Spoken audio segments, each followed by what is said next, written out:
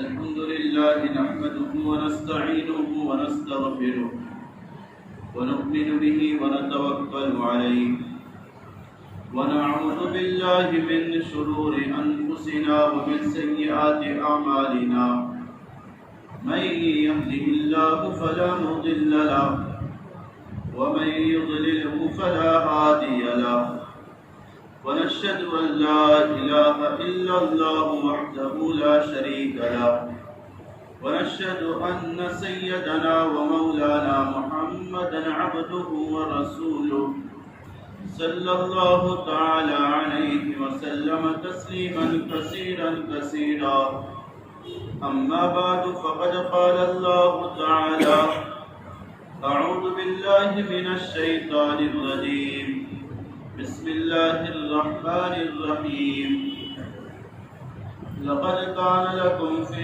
رسول الله أسوة حسنة لمن كان يرجو الله واليوم الآخر وذكر الله كثيرا صدق الله العلي العظيم. میرے معزز بزرگوں اور عزیز ساتھیوں دوستوں، اللہ تعالیٰ نے ہم تمام کو ایک ایسے نبی عطا فرمائے جنہیں رحمت للعالمین کہا جاتا ہے. اللہ رب العالمین ہے، رسول اللہ رحمت للعالمین. الحمدللہ رب العالمین. تمام تعریفیں عالمین کے رب کے لیے. علامہ سیوطی فرماتے ہیں اللہ تعالی تمام عالمین کا رب ہے. عالم دنیا میں کتنے ہیں؟ ایک تفسیر کے مطابق 18,000 عالم ہیں، اور صاحب تفسیر روح البیان فرماتے ہیں 80,000 عالم ہیں. ان تمام کے رب اللہ تعالی ہے. میں یہاں پر ایک بات آپ کے سامنے عرض کر دوں. ہمارے بہت سے ساتھی ایک بات عرض کرتے ہیں اللہ تعالیٰ نے 18,000 مخلوقات پیدا کی اور ان میں سب سے افضل انسان کو بنایا. یہ بات ہمارے سب ساتھی یا اکثر ساتھی نقل کرتے ہیں.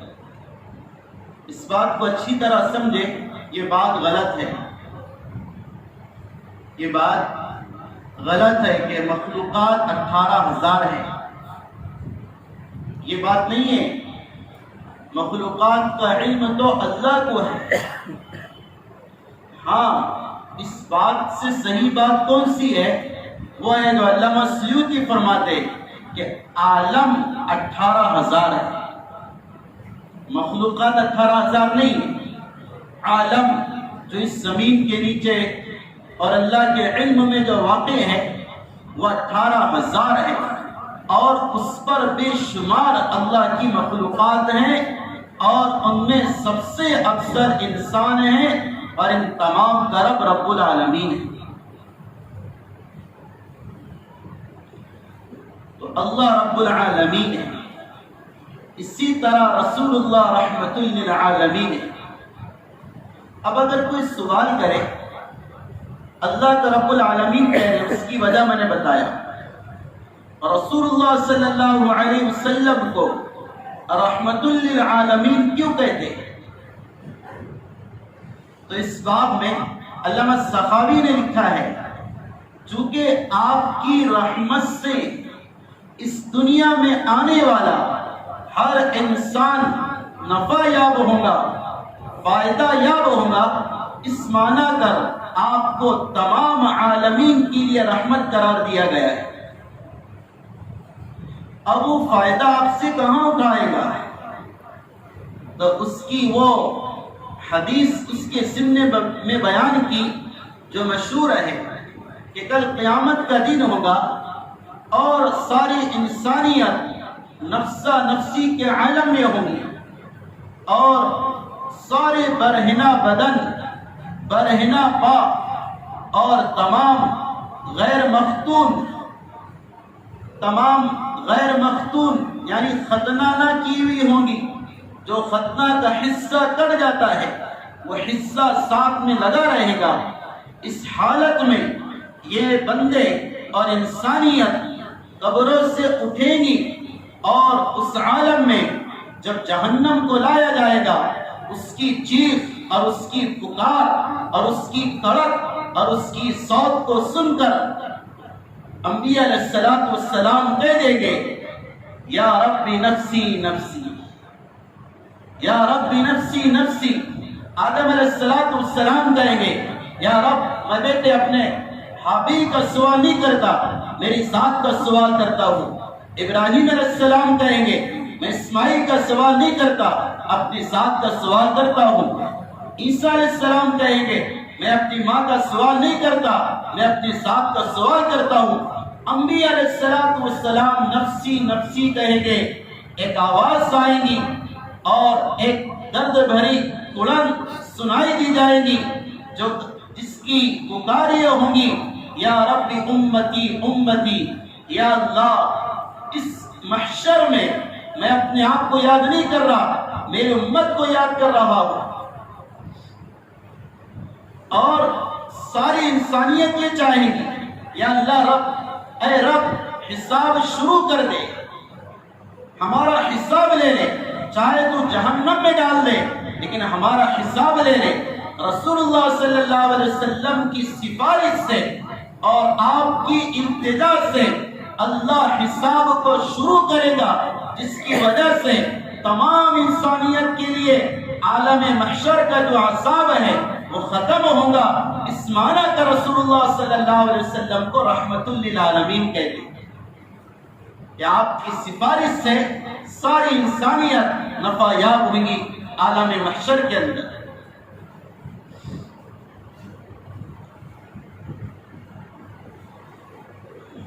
اب جب آپ کی ساتھ رحمت للعالمین ہے بلکہ علماء نے لکھا ہے آپ کی ساتھ جیسے انسانوں کے لیے رحمت ہے اسی طرح نباتات حیوانات جمادات ان تمام کے لیے آپ کے ساتھ رحمت للعالمین ہے.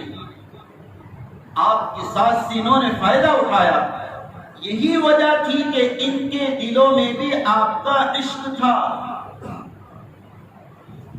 جمادات ایک ستون تھا اسطوانہ حنانہ کے نام سے جو بعد میں مشہور ہوا ہے وہ کھجور کا ایک تنا تھا جس کے سہارے رسول اللہ صلی اللہ علیہ وسلم مسجد نبوی میں خطبہ دیا کرتے تھے. منبر نہیں تھا وہ ایک کھجور کا ٹوٹا ہوا درخت تھا اس کا تنا تھا. آپ سہارا لیتے اور آپ خطبہ دیا کرتے. تمیم داری رضی اللہ تعالی عنہ نے منبر شریف بنا کر دیا. آپ جمعہ کے دن اس ستون کو چھوڑ کر منبر پر چلے گئے اور آپ خطبہ دینا شروع کیا تو صحابہ فرماتے ہم نے آواز سنی ایسی آواز آ رہی تھی جیسا کہ چھوٹا بچہ بلک بلک کر روتا ہے اور اس آواز کا نکالنے والا ہمیں نظر نہیں آ رہا تھا. رسول اللہ صلی اللہ علیہ وسلم نے اس آواز کو پہچان لیا. آپ نیچے اترے اور اسے اپنے سینے سے لگایا جیسا ماں اپنے بھوکے بچے کو سینے سے لگاتی اور وہ سسکیاں لے کر اور اپنے ماں کے دودھ سے پیاس بجھا کر اپنی رونے کی آواز کو کم کرتا ہے. اسی طرح وہ ستون اور وہ تنا رسول اللہ صلی اللہ علیہ وسلم کے سینے مبارک سے لگ کر دھیرے دھیرے خاموش ہو گیا. اس نے آپ کی جدائی کو برداشت نہیں کیا.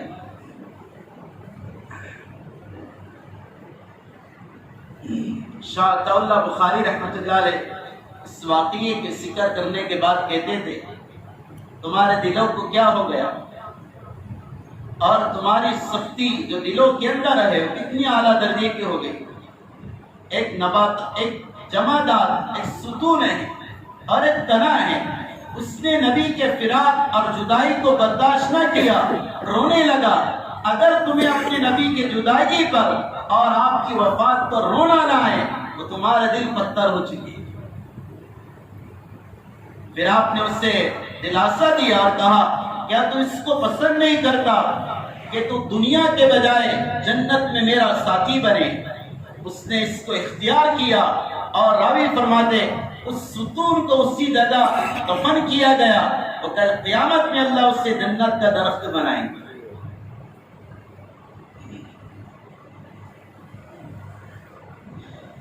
اللہ کے نبی کرم صلی اللہ علیہ وسلم ایک سفر سے واپس آ رہے تھے تو آپ قیلولہ کے ارادے سے ایک درخت کے نیچے لیٹ گئے، صحابہ سو گئے، ایک صحابی آپ کی نگرانی کر رہے تھے۔ جب آپ بیدار ہوئے ان صحابی نے کہا اللہ کے رسول ایک عجیب معاملہ میں نے دیکھا، جب آپ سوئے تھے تو میں نے دیکھا ایک درخت چل کر آیا، چیر کر آیا اور کچھ دیر آپ کے پاس کھڑا رہا اور پھر اپنی جگہ پر واپس چلا گیا۔ اللہ کے نبی اکرم صلی اللہ علیہ وسلم نے فرمایا وہ درخت میرا دیدار کرنا چاہتا تھا، اس نے اللہ سے اجازت مانگی، اللہ نے اس سے اجازت دی اور وہ میرے دیدار کے لیے میرے پاس آیا تھا۔ یہ نباتات میں آپ کی محبت ہے۔ حیوانات ان میں بھی آپ کی عشق کا ایک مزاج تھا۔ اللہ کے نبی اکرم صلی اللہ علیہ وسلم کا انتقال ہوا، آپ کی اونٹنی جدعا اس نے کھانا پینا ہی چھوڑ دیا، کچھ دن مدینہ میں رہی اور پھر جنت البقیع کے دامن میں جا کر بیٹھ گئی، نہ مدینہ آتی اور نہ دانا گھاس پانی کھاتی، اور وہیں سسک کر بھوک پیاس سے اللہ کو پیاری ہو گئی۔ ایک گدھا تھا جس کا نام یعفور تھا، اللہ کے نبی اکرم صلی اللہ علیہ وسلم کی فراق میں اور آپ کی وفات حسرت کے واقعات میں ویسا غمزدہ ہوا، اس نے کنویں میں چھلانگ لگا دی اور خودکشی کر لی۔ یہ حیوانات کو رسول اللہ صلی اللہ علیہ وسلم سے عشق کا یہ مزاج تھا اور یہ عشق کا انداز تھا۔ آپ مدینہ میں جا رہے تھے تو آپ کو آواز آئی لیکن کہنے والا نظر نہیں آیا، تو آپ نے غور کیا تو دیکھا ہرنی بنی، وہ آپ اس کو آواز دے رہی۔ اللہ کے نبی اکرم صلی اللہ علیہ وسلم اس کے پڑوس میں گئے، اس کے قریب گئے تو اس نے کہا آپ کا ساتھی مجھے لے آیا ہے، میرے بچے بھوکے ہیں، میں آپ سے سفارش کرتی ہوں مجھے آپ تھوڑی دیر کھول دیں، میں دودھ پلا کر واپس آ جاؤں گا۔ اللہ کے نبی اکرم صلی اللہ علیہ وسلم نے اس اونٹنی کی رسی کو کھولا، وہ سیدھے دوڑتے ہوئے پہاڑوں کی دامن میں گئی اور کچھ دیر کے بعد اپنے بچوں کو دودھ پلا کر واپس آ رہی۔ اللہ کے نبی نے اس سے پوچھا تو نے واپس آنا کیوں اختیار کیا، حالانکہ تو آزاد ہو گئی تھی؟ کہا کہ نہیں، جو زبان میں نے رسول اللہ کو دی تھی اس کی مخالفت نہیں کر سکتی، میں نے واپس آنے کا ارادہ اور وعدہ کیا۔ اللہ کے نبی کو بڑی بات پسند آئی، اتنی دیر میں مالک صحابی بھی آ گئے، آپ نے سفارش کی اور انہیں لے کر آزاد کر دیا اور اسے چھوڑ دیا۔ تو بزرگوں، دوستو، میرے بزرگوں، یہ عشق رسول نباتات، حیوانات، جمادات میں ہے، تو صحابہ ہے، ان میں عشق رسول وہ تھا جس کی مثال قیامت تک نہیں مل سکتی، اور اللہ نے آپ کی صحبت کے لیے ایسے انسانوں اور ایسے ہستیوں کو منتخب کیا تھا جو آپ کی صحبت کے لائق تھے۔ حق ادا کر دیا، صحابہ نے محبت کا۔ عثمان بن عفان رضی اللہ تعالی عنہ نے آپ کی دعوت کی، حضرت عثمان گھر پہ تشریف لے گئے اور اللہ کے نبی کو اپنے گھر لا رہے، تو حضرت عثمان کے ایک عجیب عمل صحابہ نے دیکھا کہ حضرت عثمان رضی اللہ تعالی عنہ رسول اللہ صلی اللہ علیہ وسلم کے قدموں کو دیکھ رہے، سارے صحابہ کی نظر سامنے اور عثمان بن عفان کی نظر رسول اللہ کے قدموں پر، یہ منظر جا کر ختم ہوا۔ حضرت عثمان کے گھر پہ صحابہ نے اللہ کے نبی سے کہا، اللہ کے رسول، ہم جب آپ کے ساتھ حضرت عثمان کے گھر تشریف لا رہے تھے، ہم نے عثمان کا عمل دیکھا، وہ آپ کے قدموں کو دیکھ رہا تھا۔ اللہ کے نبی نے صلی اللہ علیہ وسلم حضرت عثمان سے کہا، عثمان اس کی کیا وجہ تھی؟ حضرت عثمان نے کہا، یا رسول اللہ صلی اللہ علیہ وسلم، میرے لیے آپ اس دھرتی میں سب سے افضل نعمت ہے۔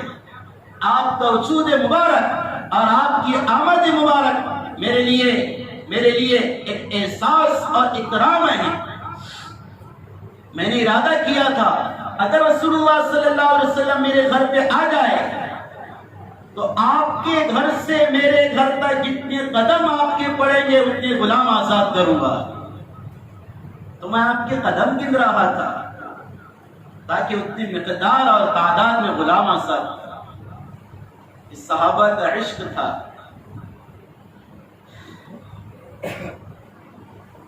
بزرگوں دوستو، کہنے کا مقصد صرف واقعات سنانا نہیں ہے، میں اپنے دل کا جائزہ لوں اور اپنی حالت پر غور کروں کہ میرے اندر یہ اثرات اور یہ احساسات ہیں یا نہیں۔ حدیث میں اللہ کے نبی نے فرمایا، تمہیں ایمان کی حلاوت نصیب نہ ہوگی جب تک کہ میری اور اللہ کی محبت دنیا کی تمام چیزوں سے زیادہ تمہارے دل میں نہ۔ ہاں، ایمان کی حلاوت، ایمان کا مزہ لینے کی شرط یہ ہے کہ رسول اللہ صلی اللہ علیہ وسلم کی محبت دلوں میں اپنی جان سے بھی زیادہ ہو، اپنے وجود اور اپنی ہستی سے بھی زیادہ ہو۔ ہاں، حضرت بلال رضی اللہ تعالی عنہ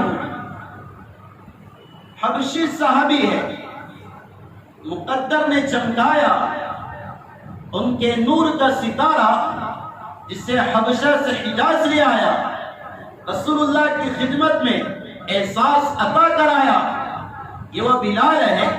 اللہ کے نبی اکرم صلی اللہ علیہ وسلم نے فرمایا، بلال تیرے جوتوں کی آواز میں نے جنت میں سنی۔ انہوں نے اللہ کے نبی کی وفات کے بعد اذان دینا چھوڑ دیا تھا، صرف 2 مرتبہ اذان دی۔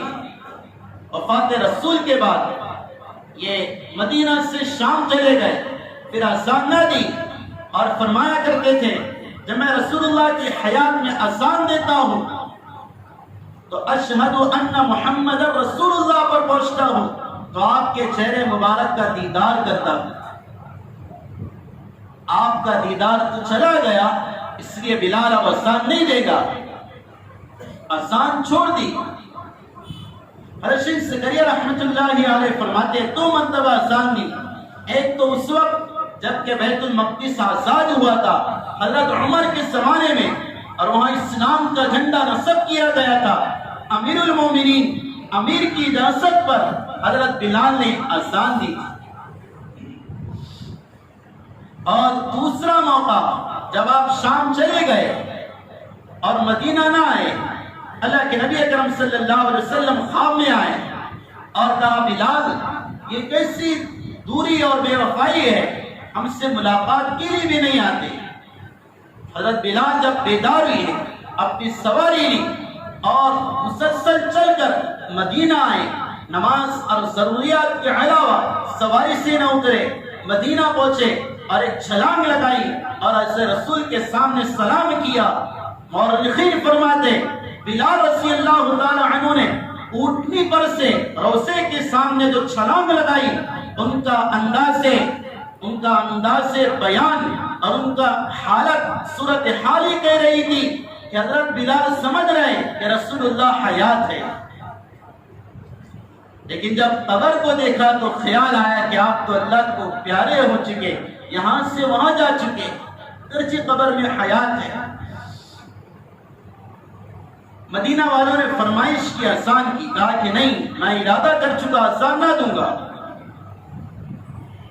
تو حضرت حسن اور حسین رضی اللہ تعالیٰ عنہما نواسے ہیں، لاڈلے رسول ہیں، رسول اللہ کے لاڈلے ہیں، انہوں نے کہا چچا جان آپ ہمارے نانا کے لیے آسان دیتے تھے، آج ہمارے لیے بھی آسان دو۔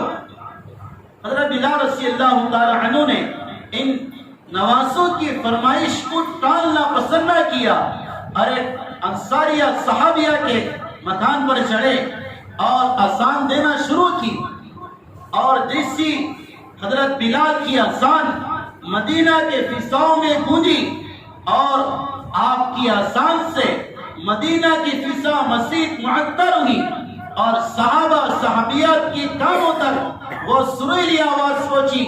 صحابیات اپنے دامنوں کو پردہ کر کے گھروں سے باہر نکلی اور یہ سمجھی کہ نبی کا زمانہ یاد آ گیا، اور ایک مدینہ میں کوہرام مچ گیا کہ نبی کے زمانے کی اذان ہو گئی۔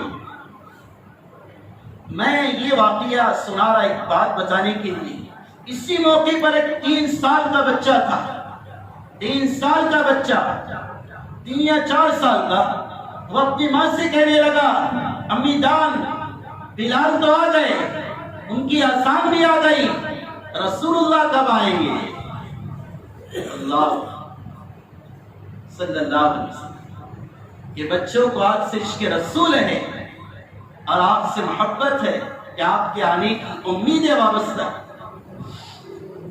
اس لیے میرے محترم بزرگوں دوستو، یہ بڑا مجمع ہے، بڑا محترم مجمع ہے، معزز مجمع ہے۔ یہ ربیع الاول کا آخر ہفتہ ہے۔ میں آپ سے یہی درخواست کر رہا ہوں، یہ سیرت نبوی اور سیرت مصطفیٰ، اس کا خلاصہ یہ ہے ہم اپنی زندگی کو اس پر لے آئے، اس میں جو تعلیمات ہے، ارشادات ہے، ہدایات ہے، میں اپنی زندگی اس کے مطابق کر لوں۔ اور اس کے لیے صحابہ محبت کا معیار ہے، صحابہ کے واقعات پڑھے، ان کو سمجھے انہوں نے کیا حق ادا کیا۔ اللہ کے نبی اکرم صلی اللہ علیہ وسلم ہجرت کر رہے تو اپنی جگہ پر حضرت علی کو سلایا۔ یہ موت کا سودا تھا کہ مشرکین مکہ آپ کو نعوذ باللہ مارنے والے ہیں، لیکن حضرت علی نے اس مار کو اپنے اوپر لینا برداشت کیا۔ آپ کے بستر پر سو گئے، آپ کے بستر پر سو گئے، مشرکین باہر انتظار کرتے رہے اور اشارہ بھی کرتے رہے کہ یہ اڑ جائے اور باہر آ کر ہمیں دیکھے تو اس سے قتل کر ڈالے۔ اور رفیق کہتے ان لوگوں کی عادت تھی، ان کا طریقہ تھا، کسی کو گھر میں گھس کر نہیں مارتے تھے، اس لیے باہر انتظار کر رہے تھے کب یہ باہر آتے اور ہم اپنی اس امید اور ارادے کو پورا کرتے۔ پھر جب حضرت علی صبح بیدار ہو کر آئے اور اٹھ کر آئے تو بڑے متعجب ہو گئے، کہا کہ تو، کہا کہ میں، کہا کہ اللہ کے رسول کا تو پتہ نہیں۔ وہ کہنے لگے عجیب بات کہیں، ہم نے رات میں پہچان لیا تھا کہ اس بستر پر لحاف کے نیچے رسول اللہ نہیں ہے، محمد بن عبداللہ نہیں ہے۔ کہا کہ کیسے؟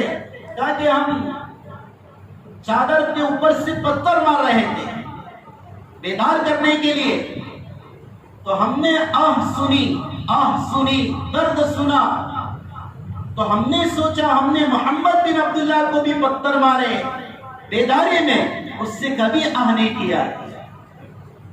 ہم نے تیرے آہ سنی تو سمجھ گئے، ہمارے لائٹ لگ گئے، یہ کوئی اور ہے، لیکن اندر نہیں جا سکتے تو ان کا وتیرہ تھا۔ پھر یہ حضرت علی کے عشق کی داستان، پھر وہ ہجرت کا سفر، ابو بکر صدیق کے عشق کی داستان۔ ہاں، اللہ کے نبی اکرم صلی اللہ علیہ وسلم پنجوں کے بل چلے تاکہ قیافہ شناس پہچان نہ سکے، وہ نشانات قدم کو جان کر پیچھا نہ کر سکے۔ اللہ کے نبی اکرم صلی اللہ علیہ وسلم چل رہے، انگلیاں زخمی ہو گئی، غار ثور قریب آیا، حضرت ابو بکر نے کندھے پر اور پیٹھ پر بٹھایا اور بار نبوت اور ذاتی نبوت وجود نبی کو پیٹھ پر بٹھا کر غار ثور کا سفر طے کیا۔ مشائخ فرماتے نبوت کا بوجھ کوئی نہیں اٹھا سکتا، نبی کا بوجھ کوئی نہیں اٹھا سکتا۔ ابو بکر صدیق رضی اللہ تعالی عنہ نے پورے وجود نبی کو اٹھایا، یہ ابو بکر کی کرامت ہے. بس یہ اللہ تعالیٰ، یہ آپ کی کرامت ہے. اوپر گئے اور جانے کے بعد اللہ کے نبی سے کہا کہ آپ باہر رہے، میں اندر صفائی کر کے آتا ہوں. حضرت ابو بکر صدیق رضی اللہ تعالی عنہ اندر گئے، صفائی کی، اپنا قمیص اتارا اور سوراخ میں لگایا، پگڑی کو اتارا، ہار کر پیوند لگائے اور درست اندر کا معاملہ کیا. باہر آئے، کہا کہ اللہ کے رسول تشریف لائے، اور لانے کے بعد آپ اندر آئے.